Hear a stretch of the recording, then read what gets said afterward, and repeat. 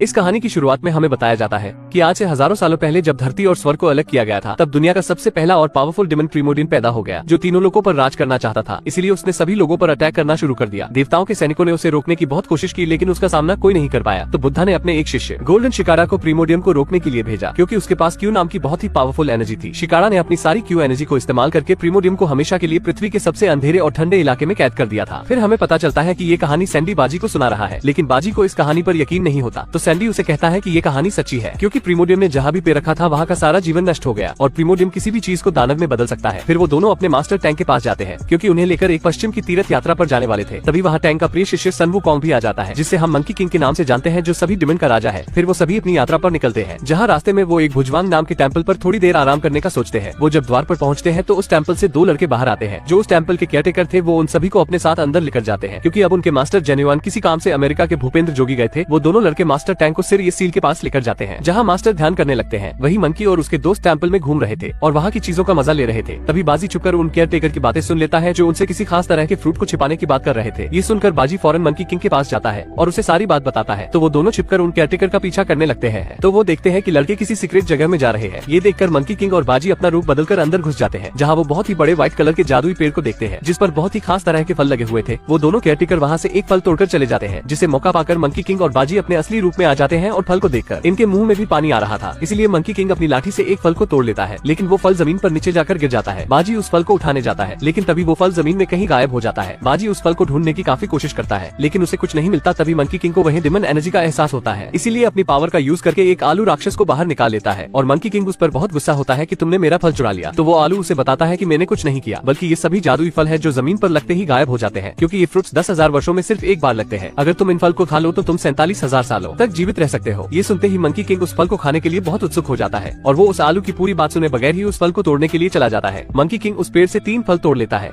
और वो तीनों दोस्त मिलकर एक एक फल खा लेते हैं। लेकिन तभी वो दोनों केयरटेकर उनकी बातें सुन लेते हैं, जिससे उन्हें इन पर शक हो जाता है। इसीलिए वो जादुई पेड़ के पास जाकर वहाँ अपने फ्रूट्स चेक करने लगते हैं, पर 4 फ्रूट कम थे। इससे उन्हें बहुत गुस्सा आता है और वो मंकी किंग और उसके दोस्तों पर चोरी का इल्जाम लगा देते हैं। तभी मास्टर टैंक भी वहाँ आ जाते हैं, जो उन्हें कहते हैं कि यहाँ क्या चल रहा है। तो वो दोनों केयरटेकर उन्हें कहते हैं कि आप दिखावा मत कीजिए, हम जानते हैं कि आप भी इनके साथ मिले हुए हैं। तो मंकी उन्हें कहता है कि मेरे मास्टर ने कुछ नहीं किया, वो फ्रूट्स मैंने तोड़े थे, इसीलिए अगर तुम्हें पनिश करना है तो मुझे पनिश करो। तो वो दोनों लड़के मंकी किंग पर अटैक कर देते हैं। मंकी किंग उनके वार से बच रहा था। मास्टर टैंक उन दोनों लड़कों से कहते हैं कि मंकी किंग को परेशान मत करो। तो वो दोनों मास्टर से कहते हैं कि आप भोला बनने का दिखावा मत कीजिए, हम जानते हैं कि आपने भी वो जादुई फल खाया है। तो मंकी किंग को इससे बहुत ज्यादा गुस्सा आने लगता है, क्योंकि वो अपने मास्टर की बेइज्जती बर्दाश्त नहीं कर सकता। इसीलिए वो उन दोनों को गुस्से में कहता है कि अब मैं तुम्हारे पेड़ को ही नष्ट कर दूंगा। टैंक उसे शांत करने की कोशिश करते हैं, लेकिन वो दोनों लड़के मंकी किंग का मजाक उड़ाने लगते हैं कि तुम एक मामूली राक्षस हो जो बुराई के सिवा कुछ नहीं कर सकता। तो मंकी किंग को इससे बहुत गुस्सा आता है और वो अपनी मैजिकल स्टिक को बाहर निकालकर उस पेड़ को डिस्ट्रॉय करने के लिए चला जाता है। वो उस पेड़ के पास जाकर सारे फ्रूट्स को तोड़कर नीचे गिरा देता है, जिससे वो सभी फ्रूट्स नीचे गिरकर गायब हो जाते हैं। केयरटेकर मंकी को रोकने की कोशिश करते हैं, लेकिन वो कुछ नहीं कर पाते। फिर मंकी किंग अपनी डंडे का साइज बहुत बड़ा करके उस पेड़ को पूरी तरीके से तोड़ देता है। तभी जेन्युइन भी अपने शिष्यों के साथ वहाँ आ जाते हैं और वो अपने सभी शिष्यों को जादुई पेड़ के चारों तरफ एक कवच बनाने को कहते हैं, ताकि वो उसके अंदर के शैतान को बाहर आने से रोक सके। वो सभी शिष्य मिलकर एक बहुत ही जटिल सुरक्षा कवच बना लेते हैं। तभी मास्टर टैंक जेन्युइन से माफी मांगते हैं कि मेरे शिष्यों से गलती हो गई, लेकिन जेन्युइन उन्हें कहते कि इन्हें इनके किए की सजा जरूर मिलेगी। ये कहकर वो मंकी किंग और उसके दोस्तों पर अटैक कर देते हैं, जिससे उन चारों के बीच मुकालात हो जाती है। तभी वो कवच क्रैक होने लगता है और प्रीमोडियम धरती की गहराई से बाहर निकल आता है। वो जैसे ही बाहर निकलता है तो उसकी नजर टैंक पर पड़ती है, जिससे उसे लगता है कि वो गोल्डन शिकारा है, इसीलिए वो उसे पकड़कर अपने साथ ले जाता है। वही मंकी किंग और जेन्युइन के बीच अभी भी फाइट चल रही थी। तो जेन्युइन कलेश को रोकने के लिए मंकी किंग और उसके दोस्तों को एक शील्ड में बंद कर देते हैं। मंकी किंग उस शील्ड को तोड़ने की बहुत कोशिश करता है, लेकिन वो उस शील्ड को नहीं तोड़ पाता। जेन्युइन उसे बताते हैं कि तुमने बहुत बड़ा अपराध किया है, क्योंकि ये कोई आम पेड़ नहीं था, बल्कि इसे क्यू ऊर्जा द्वारा बनाया गया था और इसके नीचे बहुत ही खतरनाक शैतान प्रीमोडियम कैद था। लेकिन तुम्हारी गलती की वजह से वो आजाद हो गया। तो मंकी किंग उसे कहता है कि वो एक मॉन्स्टर ही तो है, इसीलिए मैं अपने मास्टर को बचाने जा रहा हूँ। तो जेन्युइन उसे कहते हैं कि कहना बहुत ही आसान होता है, लेकिन करना उतना ही मुश्किल, क्योंकि 3 दिन बाद प्रीमोडियम अपने पुराने शक्तिशाली रूप में वापस आ जाएगा और वो तुम्हारे मास्टर को निगल लेगा, क्योंकि तुम्हारे मास्टर टैंक ही गोल्डन शिकारा के 10वें अवतार है। इसीलिए अगर उसने तुम्हारे मास्टर की शक्तियाँ हासिल कर ली तो वो बहुत ताकतवर हो जाएगा, जिसे कोई रोक नहीं पाएगा और वो तीनों लोगों को अपने वश में कर लेगा। तो मंकी किंग उन्हें कहता है कि ऐसा कोई डिमन नहीं है जिसे मैं वश में नहीं कर सकता, इसीलिए मैं अपने मास्टर को बचा लूंगा। तो जेन्युइन उसे एक मौका देते हैं। फिर मंकी किंग अपने दोस्तों के साथ वहाँ जाने की तैयारी करने लगता है, लेकिन उस जादुई पेड़ से क्यू एनर्जी निकलकर मंकी किंग के बैग में उनके साथ चली जाती है। वही दिखाया जाता है प्रीमोडियम टैंक को लेकर एक माउंटेन की तरफ बढ़ रहा है और उसके रास्ते में जितने भी जीवित जीव जंतु आते हैं उन्हें उसकी डार्क एनर्जी डिमन में तब्दील कर देती है। प्रीमोडियम जब उस पहाड़ तक पहुँचता है तो वहाँ बहुत बहुत सारे डिमन उस पर अटैक करने आने लगते हैं। लेकिन जब प्रीमोडियम उन डीमन के लीडर को बताता है कि वो प्रीमोडियम है, तो वो सभी डरकर उसके सामने घुटने टेक लेते हैं। फिर वो सभी को कहता है कि जब तक मैं अपने असली रूप में नहीं आ जाता तब तक तुम इस स्मोक का ख्याल रखना। फिर वो डिमन टैंक को अपने साथ ले जाते हैं। तभी डिमन का लीडर प्रीमोडियम को कहता है कि इस स्मोक का शिष्य सन वुकोंग बहुत ही शक्तिशाली है, क्योंकि वो सभी डिमन का राजा है जिसने 500 सालों पहले स्वर्ग के मंदिर में आतंक मचाया था। तो प्रीमोडियम उसे कहता है कि मेरे अलावा यहाँ कोई राजा नहीं हो सकता, और वो गुस्से में उसे वहाँ से दूर फेंक देता है। वही दिखाया जाता है कि मंकी किंग अपने साथियों के साथ आगे बढ़ रहा था। वो एक जगह पर आराम करने के लिए रुकते हैं। तभी वहाँ वो क्यू एनर्जी उनके बेग से निकलकर बाहर आ जाती है, जिससे उन सभी को लगता क्यों एक डिमन है। लेकिन तभी वो क्यू एनर्जी ह्यूमन फॉर्म में चेंज हो जाती है और वो उन्हें बताती है कि मैं कोई डिमन नहीं हूँ, बल्कि मैं वही क्यू एनर्जी हूँ जिसने प्रीमोडियम को पकड़कर उस पेड़ के नीचे सील कर दिया था। लेकिन मंकी किंग को उसकी बातों पर विश्वास नहीं होता, इसीलिए उसे दूर फेंक देता है। फिर वो जमीन से उसी आलू डिमन को दोबारा बाहर निकालता है और उसे पूछता है कि मुझे बताओ कि प्रीमोडियम कहाँ छुपा हुआ है। तो आलू उसे बताता है कि ये माउंटेन गोड का इलाका है जो सारी जगहों के बारे में जानता है, इसीलिए उसके टेम्पल से ही तुम्हें प्रीमोडियम के ठिकाने का पता चल सकता है। फिर वो ये भी बताता है कि तुम क्यू एनर्जी की मदद से प्रीमोडियम को मार सकते हो, इसीलिए तुम्हें उसकी मदद लेनी चाहिए। लेकिन मंकी किंग उसकी बात नहीं सुनता और आलू को भी दूर फेंक देता है। तो सैंडी उसे बताता है कि वो सच कह रहा था, क्योंकि किताब में लिखा है कि बुद्धा के शिष्य ने अपनी सारी क्यू एनर्जी का इस्तेमाल करके ही प्रीमोडियम को सील किया था। तो मंकी किंग को भी उसकी बात समझ आ जाती है। लेकिन प्रीमोडियम भी उन्हें अब शक्तियों की मदद से देख रहा था, इसीलिए अपने साथियों को उन्हें मारने के लिए भेजता है। तभी टैंग उसे कहते हैं कि मेरे शिष्य मुझे बचाने जरूर आएंगे। तो प्रीमोडियम उसे कहते हैं कि तुम्हारे शिष्य मुझे कभी भी नहीं रोक सकते, इसलिए तुम्हें सपने देखना बंद कर देना चाहिए। अब मंकी किंग भी क्यू एनर्जी को भी अपने साथ लेकर आगे बढ़ने लगता है, जहाँ वो एक गाँव में खाना खाने के लिए जाते हैं। लेकिन वहाँ गाँव में सभी उन डिमन को देखकर काफी डर जाते हैं कि तभी डार्क एनर्जी आकर उस गाँव को चारों तरफ से घेरने लग जाती है। ये देखकर मंकी किंग क्यू एनर्जी को एक लालटेन के अंदर छिपा देता है, क्योंकि वो समझ जाता है कि प्रीमोडियम उसकी एनर्जी को खत्म करना चाहता है। तभी वहाँ सभी डिमन उन्हें मारने के लिए आ जाते हैं, लेकिन मंकी किंग अकेला ही उन पर बहुत भारी पड़ता है। वो एक एक करके सभी को मारने लगता है। ये देखकर वो डिमन उस गाँव के लोगों को शैतान बनाने लग जाते हैं, क्योंकि उन्हें पता होता है कि मंकी किंग निर्दोष लोगों पर अटैक नहीं कर सकता। तो मंकी किंग अपनी पावर से उन सभी इंसानों को फ्रिज कर देता है। तभी उन डिमन का लीडर उस क्यू एनर्जी वाली लालटेन को लेकर वहाँ से भागने लगता है। ये देखकर मंकी किंग उस पर अटैक कर देता है और क्यू एनर्जी को बचा लेता है। लेकिन तभी वहाँ और डीमन भी आ जाते हैं जो उस क्यू एनर्जी के पीछे पड़ जाते हैं। ये देखकर मंकी किंग पूरे टावर को ही 2 हिस्सों में काट देता है, जिससे वो सभी डिमन उस मीनार के नीचे दब जाते हैं। क्यू एनर्जी को उन मासूम लोगों के लिए बहुत बुरा लगता है जो अब डिमन बन गए थे, इसीलिए वो क्यू एनर्जी नीचे आकर अपनी पावर की मदद से उन सभी इंसानों को सही कर देती है। ये देखकर मंकी किंग और उसके दोस्त हैरान हो जाते हैं, लेकिन इससे क्यू एनर्जी बहुत कमजोर हो जाती है। मगर जब वो वापस से फल खाती है तो उसकी एनर्जी वापस आ जाती है। इन सबसे मंकी किंग और उसके दोस्त उसे काफी पसंद करने लगते हैं। लेकिन उन सभी डीमन का लीडर जब प्रीमोडियम के पास जाकर बताता है कि मैं उस क्यू एनर्जी को मारने वाला था, लेकिन तभी मंकी किंग ने मुझे रोक लिया। तो प्रीमोडियम उसे कहता है कि तुम कुछ काम के नहीं हो। ये कहते ही वो उसे खा जाता है और फिर वो अपने अंदर से डार्क शेडो निकालकर उसे मंकी किंग को खत्म करने के लिए भेजता है। वहीं मंकी किंग अपने साथियों के साथ माउंटेन गोड के इलाके में पहुंच जाता है, लेकिन वहाँ कोई नहीं था, सिर्फ वहाँ माउंटेन गोड का स्टेचू होता है। तभी वो डार्क शेडो आकर माउंटेन गोड के स्टेचू को अपने वश में कर लेती है, क्योंकि अभी माउंटेन गोड की आत्मा वहाँ नहीं थी, जिसे माउंटेन गोड मंकी किंग पर अटैक करने लगते हैं। वो अपने रकुन डॉग से उन तीनों पर अटैक कर देता है। मंकी किंग उस रकुन डॉग को मारने की बहुत कोशिश करता है, लेकिन वो उसे नहीं मार पाता। तो सैंडी अपनी बुक में देखकर बताता है कि रकुन डॉग को सिर्फ मुंह बांधकर ही मारा जा सकता है। तो मंकी किंग अपने कुछ बाल तोड़कर उस रकुन का मुंह बंद कर देता है, जिससे वो सिकुड़ कर मर जाता है। फिर मंकी किंग माउंटेन गोड पर अटैक करके उसे बेहोश कर देता है, जिससे उसके अंदर से सभी डार्क एनर्जी बाहर निकल आती है, जो उस पूरे टेम्पल को डिस्ट्रॉय कर देती है। वो क्यू एनर्जी पर भी अटैक करने की कोशिश करती है, लेकिन क्यू एनर्जी अपनी पावर से उस डार्क शेडो को खत्म कर देती है। तभी माउंटेन गोड की आत्मा भी वापस आ जाती है। तो मंकी किंग उससे पूछता है प्रीमोडियम कहाँ है। तो माउंटेन किंग उन्हें अपने साथ लेकर जाता है, जहाँ रास्ते में माउंटेन गॉड उन्हें बताता है कि प्रीमोडियम सभी राक्षसों की सेना बना रहा है। तो क्यू एनर्जी उसे कहती है कि तुम्हें डरने की कोई जरूरत नहीं है, क्योंकि मैं प्रीमोडियम को सील कर सकती हूँ। तो माउंटेन गॉड मंकी किंग को बताता है कि क्यू एनर्जी ने ह्यूमन रूप ले लिया है, इसीलिए अगर उसने क्यू एनर्जी का इस्तेमाल किया तो क्यू एनर्जी पूरी तरह से खत्म हो जाएगी। इसका मतलब यह है उसका पुनर्जन्म नहीं होगा। इससे वो काफी सैड हो जाते हैं। फिर माउंटेन किंग उन्हें मिलीनियन पर्वत दिखाता है, जहाँ प्रीमोडियम छिपा हुआ था, लेकिन उन्हें कहता है कि मैं आपके साथ नहीं चल सकता। तो मंकी किंग उसे जाने देता है और साथ ही वो उसके रकून डॉग को भी फिर से ठीक कर देता है। माउंटेन गॉड इससे बहुत खुश होता है और उसे कहता है कि प्रीमोडियम से जीतना बहुत मुश्किल है, इसीलिए मेरी बात मानो और बुद्धा से सहायता मांगो। लेकिन मंकी किंग उसकी बात नहीं सुनता, तो वहाँ से चला आता है। वही हमें दिखाया जाता है कि सभी ताकतवर डिमन मिलेनियम पर्वत पर इकट्ठा होते हैं, क्योंकि अब वो वक्त आ गया था जब प्रीमोडियम अपने असली रूप में आने वाला था और कुछ ही देर में प्रीमोडियम अपने असली रूप में आ जाता है। वही हमें दिखाया जाता है कि मंकी किंग और उसके साथ ही एक जगह पर आराम करने के लिए रुकते हैं, क्योंकि वो सब नहीं चाहते थे कि क्यू एनर्जी प्रीमोडियम से लड़ते वक्त मारी जाए, इसलिए उसे वही सुलाने की कोशिश करते हैं। लेकिन क्यू एनर्जी को नींद नहीं आ रही थी। वो मंकी किंग से कहती है कि अब तो हम दोस्त बन गए हैं, इसलिए तुम मेरा नाम रख सकते हो। तो मंकी किंग उसका नाम फ्रूटी रखता है। क्यू एनर्जी को भी वो नाम बहुत अच्छा लगता है। फिर वो मंकी किंग से पूछती है कि तुम्हारा नाम सन वुकोंग किसने रखा था। मंकी किंग उसे कहता है कि मेरा ये नाम मेरे मास्टर ने रखा था,